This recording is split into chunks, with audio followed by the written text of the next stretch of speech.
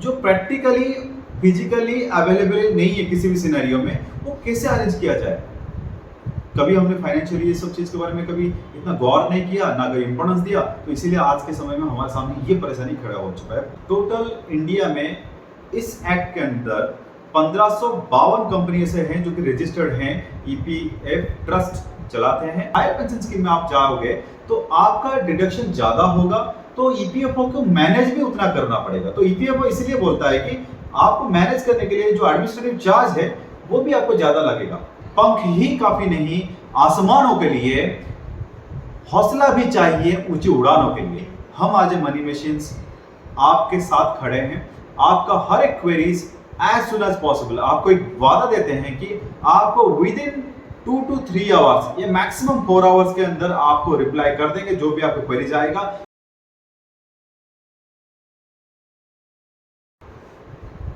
नमस्कार, मैं जगदीश कुंटिया। इस एपिसोड में हम लोग जो डिस्कस करने वाले हैं उससे पहले मैं आपको बताऊंगा कि पिछले एपिसोड में हमने डाला था कि ईपीएफओ में साइट में जाके कैसे ऑनलाइन रजिस्ट्रेशन करते हैं, डिटेलिंग कैसे चेक करते हैं, वैलिडेशंस कैसे करते हैं और नया जॉइंट एप्लीकेशन फॉर्म कैसे भरते हैं। बिलीव मी, हमें बहुत सारा लाइक्स मिला है, बहुत सारा क्वेरीज आया है, बहुत सारा हमारे वीडियो का व्यूअरशिप भी बढ़ा है।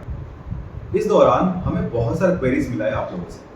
क्वेरीज में ऐसा आया है जैसे कि सेल्फ डिक्लेरेशन फॉर्म कैसे भरते हैं, एग्जिट करने के टाइम में अगर आपने पुराने कंपनी से नए कंपनी में आप जा रहे हैं तो आप क्या करना चाहिए। ऐसा बहुत सारे क्वेरीज है। हमने हमारे टीम और हमारे जो एक्सपर्ट्स हैं वो अपने आपको रिप्लाई बहुत सारे दे चुके हैं। ऑन द स्पॉट रिप्लाई हम देने की कोशिश करें। सेम टाइम में बिलीव मी, हमें बहुत सारे ऐसा क्वेरीज आया है कि जॉइंट डिक्लेरेशन फॉर्म 26(6) के बारे में, ये चीज़ है क्या, इसको क्यों चाहिए। अभी फिलहाल हमारे पास 26(6) का जो भरा हुआ फील्ड फॉर्म हमारे पास नहीं है। बहुत सारे लोगों ने अपना कंपनी में जो काम करते हैं वो कंपनी आज के समय बंद हो चुके हैं, उनका क्या होने वाला है। जो प्राइवेट कंपनी में काम करते हैं वो लोग का जो लोग ट्रस्ट के अंदर हैं, जो लोग जिसके कंपनी में ट्रस्ट चलता है, वो लोग क्या करने वाले हैं। इस चीज़ में ईपीएफ को भी आपको कोई क्लैरिटी भी अभी तक नहीं दे रहा है, ना एम्प्लॉयर क्लैरिटी दे रहा है, ना आपका फाइनेंस डिपार्टमेंट क्लैरिटी दे रहा है, ना आपका एचआर डिपार्टमेंट क्लैरिटी दे रहा है, ना ईपीओ को clarity. Nobody is giving clarity. आप बस इधर से उधर ही हो रहे हैं। तो इस तरह का सिनेरियो बहुत सारा क्रिएट हो चुका है। मुझे बिल्कुल ही पता चल रहा है कि ये लोगों का जो क्वेरी से पता चल रहा है कि क्या चीज़ रियली हो रहा है आपके साथ। आपको हम लोग ऐसे ऐसे बातें बताने वाले हैं, ऐसे ऐसे आपको तरीका बताने वाले हैं जो आपका प्रॉब्लम को सॉल्व कर सकती है और बहुत आसानी से सॉल्व कर सकती है। सो आप बने रहिए हमारे साथ। कुछ लोगों ने इन्हें क्वेरी डाला थ्रू आरटीआई कि आप ऐसा कोई प्रूफ दीजिए कि ऐसा कोई फॉर्म ऑलरेडी भरा हुआ गया है क्या। तो जो आरटीआई का रिजल्ट आया, शॉकिंग रिजल्ट आया था कि yes, there is no such information available, no such documents have been filled by any employee in a previous case। किसी के पास कोई भी बंदा अभी तक जमा नहीं किया था। सो इसका मतलब ये है कि हम लोग सारे लोग we are sailing on the same ship, मतलब सब लोग एक ही शिप में बैठे हैं, सब एक ही, सबका कंडीशन ऑलमोस्ट सेम है। तो आपको पहले तो टेंशन लेने की बात ये नहीं है। सेकेंड, 23 अप्रैल को ईपीएफओ ने एक सर्कुलर निकाला। इस सर्कुलर के हिसाब से ईपीएफओ ऑर्गेनाइजेशन आपका डॉक्यूमेंट एप्लीकेशन को रिजेक्ट कर सकता है अगर आपका एप्लीकेशन फॉर्म पूरा फिल नहीं हुआ है, स्टाम्प नहीं है, ये कोई भी इशू जो इनकम्प्लीट है तो आपको रिजेक्ट कर सकता है। बट सेम टाइम में वो आपको 30 दिन का मोहलत देगा कि आप 30 दिन के अंदर इसको रेक्टिफाई कर सकते हैं या कोई सपोर्टिंग एविडेंस प्रूफ दे सकते हैं ताकि आपका ये डॉक्यूमेंट फिर अप्रूव हो जाए। सो ये एक राहत की बात है। पहले आपको राहत की बात बता दिया कि क्या क्या चीज़ हो रहा है। तो वीडियो में आगे जाने से पहले हमें ये समझना पड़ेगा कि जॉइंट डिक्लेरेशन फॉर्म अंडर पारा 26(6) है क्या चीज़। ठीक है, ये जॉइंट डिक्लेरेशन फॉर्म एक सहमति पत्र है, बोल सकते हैं कि एक एम्प्लॉय या एम्प्लॉयर दोनों सहमत हो रहे हैं कि आप हमारा हायर पेंशन स्कीम में अमाउंट डिडक्ट कर सकते हैं, फर्स्ट पॉइंट। और जो हायर पेंशन स्कीम के हिसाब से जो एडिशनल डिडक्शन हो रहा है उसके रिलेटेड जो भी एडमिनिस्ट्रेटिव चार्जेस है देने के लिए तैयार हैं। सेकेंड ये आता है कि जॉइंट डिक्लेरेशन फॉर्म जो है ये किसके लिए एप्लीकेबल है। ये 100% लोगों के लिए एप्लीकेबल है जो लोग इसके लिए एलिजिबल है एंड वो अप्लाई करना चाहता है हायर पेंशन स्कीम में। ऐसे बहुत सारे ऐसे कंपनीज है जो अपने एम्प्लॉय को एक कॉमन सर्टिफिकेट भी इश्यू कर रहे हैं जिसमें वो डिक्लेयर कर रहे हैं कि यस, हमने जो ईपीएफ का जो स्टैंडर्ड सिस्टम है, जैसे कि आपको हायर पेंशन स्कीम में हम जमा कर रहे हैं आपका, पेमेंट्स और अपना पेमेंट्स कम कर रहे हैं, ईपीएस जमा कर रहे हैं और उसके रिलेटेड एडमिनिस्ट्रेटिव चार्ज जो है वो भी ड्यूली जमा कर रहे हैं, ठीक है। ये एक डिक्लेरेशन दे रहे हैं और सेम टाइम ऑल्सो डिक्लेयर कर रहे हैं कि ये जो ट्रस्ट है ये ईपीएफ के द्वारा रेगुलर ऑडिट भी हो रहा है। तो ये सारे जो बैकअप डिटेल्स है वो एक डिक्लेरेशन फॉर्म और कॉल्ड सर्टिफिकेट इशू कर रहे हैं। हम आपको एक सैंपल दिखा रहे हैं, एक सर्टिफिकेट इस वीडियो में, बट ये सैंपल हम आपको ब्लर कर रहे हैं बिकॉज ऑफ अदर इश्यूज। हम लोग इस कंपनी का नाम छुपा रहे हैं। ऐसे करके बहुत सारे कंपनीज हैं जो हम अपने एम्प्लॉय के लिए ये चीज भी आपका भर के और सर्टिफिकेट इशू कर रहे हैं। आप अपने एम्प्लॉयर को अप्रोच भी कर सकते हैं कि टू इस तरह के सर्टिफिकेट भी आप इशू करा सकते हैं। सेकेंड ऑप्शन है कि जैसा आप देख पा रहे हैं कि हम लोग एक जॉइंट डिक्लेरेशन फॉर्म 1226 में आपको दिखा रहे हैं अभी। इस फॉर्म को भी आप भर सकते हैं और इस फॉर्म में क्या डिक्लेरेशन के आप अपने एम्प्लॉय खुद का डिटेल्स फर्स्ट पार्ट में भरेंगे, सेकंड पार्ट में एम्प्लॉयर भी अपने डिटेल्स भरेंगे और एम्प्लॉयर इसमें डिक्लेयर कर रहे हैं कि यस वी हैव सबमिटेड, हम लोग सबमिट कर चुके हैं आपका जो भी एडमिनिस्ट्रेटिव चार्ज है आज ऑन डेट, आज एप्लीकेबल के हिसाब से, हायर पेंशन स्कीम के हिसाब से जो भी एडमिनिस्ट्रेटिव चार्ज लगना चाहिए हम इसका आज तक सबमिट कर चुके हैं और आगे भी करते रहेंगे। We will continue to do so. ये जो लास्ट लाइन आइटम है इसको डिक्लेयर करके और वो स्टैंप लगा के अपना एम्प्लॉयर भी आपको सर्टिफाई कर सकते हैं और वो चीज आप डायरेक्टली जाके स्कैन करके अपलोड कर सकते हैं। बड़ा सिंपल तरीका से इस फॉर्म को भी आप डाल सकते हैं। ऑप्शन नंबर 3, आपको पता है कि एम्प्लॉयर जब पीएफ रिटर्न्स भरते हैं तो डेफिनेटली इसका कुछ प्रूफ भी रहता होगा। इस प्रूफ को हम लोग टेक्निकली बोलते हैं ईसीआर, मतलब इलेक्ट्रॉनिक चालान कम रिटर्न बोलते हैं। तो डेफिनेटली जब इलेक्ट्रॉनिक चालान कम रिटर्न का बात हो रहा है तो आप एम्प्लॉयर को रिक्वेस्ट कर सकते हैं कि यस आप हमें इलेक्ट्रॉनिक चालान कम रिटर्न का बैकअप भी दे दीजिए। आज ए बैकअप वो उस पुराना समय का भी जो आपका हायर पेंशन स्कीम में कट रहा था उसके हिसाब से भी आप दिखा सकते हैं। यस लुक एट दिस, ये आपका इलेक्ट्रॉनिक चालान कम रिटर्न्स अवेलेबल है। इसको आज एनेक्सर या एक सपोर्टिंग डॉक्यूमेंट के हिसाब से आप जॉइंट डिक्लेरेशन फॉर्म जो 1226 का आपने दिखाया था पहले, उसके साथ ये एनेक्सर ऐड करके भी आप डाल सकते हैं।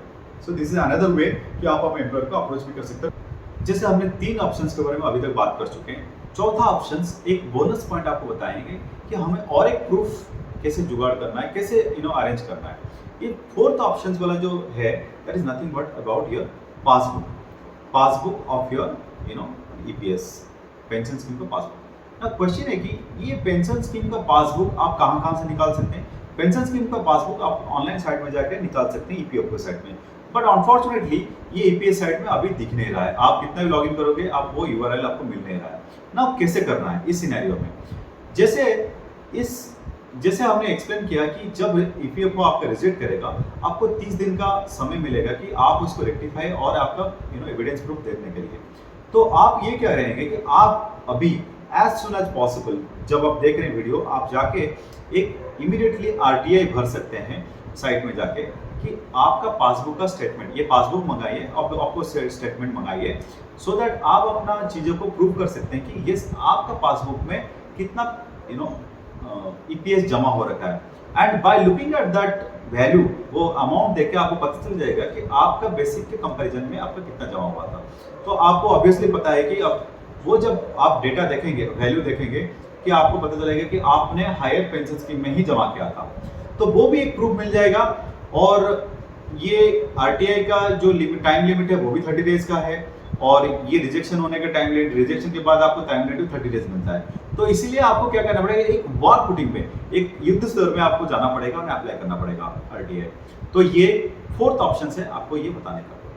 तो the judgment directs EPFO that to make adequate provisions और change in online facility to enable the employees. ऐसा कोई ऑनलाइन फैसिलिटी में एनेबल करने के लिए बोल रहे हैं, कुछ मॉडिफाई करने के लिए बोल रहे हैं ईपीएफओ को कि लोगों को ये मौका दीजिए कि ये जो हायर पेंशन स्कीम के लिए अप्लाई करने के लिए without production of joint application form जो अंडर 26(6) में था, विदाउट इसको बिना देते हुए भी आप कुछ परमिशन और कुछ ऐसे एनेबल करिए फैसिलिटी को वो कर सके। अदरवाइज अगर ये नहीं कर पा रहे, ऑनलाइन मॉडिफिकेशन नहीं कर पा रहे हैं, 10 दिन के अंदर टाइम दिया गया था, अगर नहीं कर पा रहे हैं तो नहीं तो ईपीएफओ को मस्ट अरेंज एक अल्टरनेटिव वे कि कैसे आप हार्ड कॉपी या और किसी तरीके से इसको रिसीव करने के लिए आप तैयार रहिए अगर आप ये चेंज नहीं कर पा रहे तो। इसका मतलब ये है कि हाई कोर्ट ने वेरी क्लियर डायरेक्शन दे दिया कि इस टाइमलाइन को मीट करने के लिए लोगों को ये टाइमलाइन मीट करना है, तो टेम्परली कुछ अरेंजमेंट करिए ऐसा ताकि ऑनलाइन में मॉडिफाई कर लीजिए ताकि एप्लीकेशंस भर जाए और without that 26/6 joint application form बिना भर जाए, या फिजिकली आप ले लीजिए। इन 4 ऑप्शन देने के बाद भी अगर फिर भी आपको लगता है कि नहीं मैं इस टाइमलाइन में मैच नहीं कर पाऊंगा, टाइमलाइन को मीट नहीं कर पाऊंगा, उनके लिए एक राहत और रिलैक्सेशन पॉइंट आपको बताना चाहूंगा।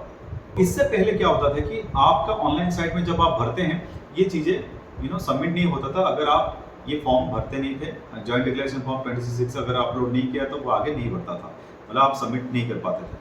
बट बहरहाल अभी ये डायरेक्शंस जो जजमेंट आया उसके बाद ईपीएफ ने अपना और ऑनलाइन साइट में काफ़ी चेंजेस किया है और इसके वजह से आप बिना अपलोड किए भी इस फॉर्म को आप सबमिट कर सकते हैं to meet this target rates.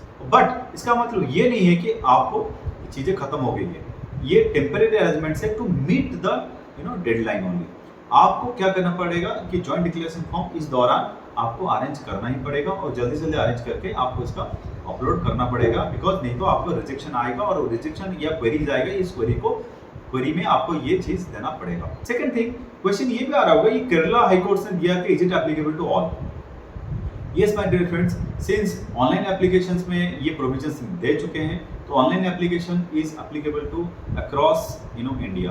तो आते हैं तो ये डबल बोनस पॉइंट आपके लिए था, जैसा हमने बोनस पॉइंट उसमें बताया। ये एक सेकंड बोनस पॉइंट था कि yes there are another 5th options available कि आप किस तरीके से इस चीज को मैनेज कर सकते हैं। अगर आपको ये वीडियो अच्छा लगा और आपको कुछ इन्फॉर्मेशन मिला, प्लीज हमारा मोटिवेशन के लिए आप हमें सपोर्ट करिए बाय लाइकिंग एंड शेयरिंग।